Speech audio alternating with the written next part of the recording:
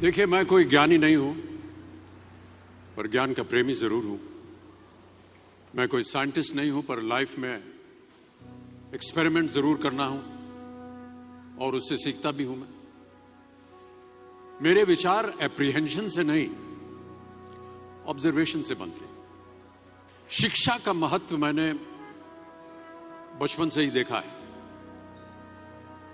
मेरे माता पिता का मानना था कि ज्ञान वो इन्वेस्टमेंट है जिसका डिविडेंड यानी मुनाफा जीवन के अंत तक मिलता रहता है। मैं ऐसा मानता हूं कि एक सामान्य जिंदगी जीने के लिए इंसान को रोटी कपड़ा और मकान के अलावा अगर किसी चीज की सबसे ज्यादा जरूरत होती है तो वो है शिक्षा, एजुकेशन।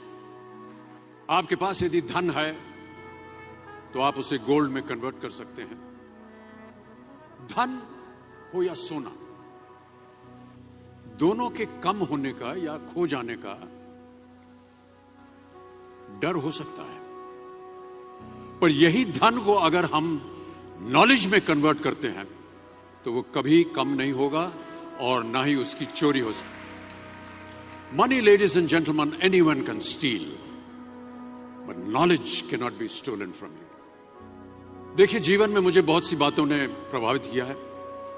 मेरे ये अनुभव सुनने में शायद साधारण लगे, पर इनमें छिपा सार असाधारण है, अनमोल है। यदि मैं आपसे पूछूं कि सबसे शक्तिशाली व्यक्ति कौन है, सबसे शक्तिशाली व्यक्ति कौन है, तो कोई कहेगा कि जिसके पास पावर है, वेपन्स हैं, शस्त्र है, धन है, किसी देश का राजा या किसी सल्तनत का वारिस है। मेरा ऐसा मानना है कि वेपन्स, मनी किसी को पावरफुल नहीं बनाते, या अगर बनाते भी हैं तो कुछ समय के लिए ही बना पाते हैं। दौलत आज होगी, कल नहीं।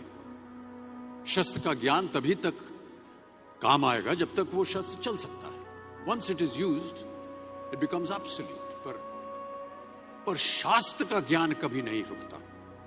Knowledge can never be obsolete. शास्त्र ज्ञान शस्त्र ज्ञान से ज्यादा असरदार, प्रभावशाली और शक्तिशाली होता है।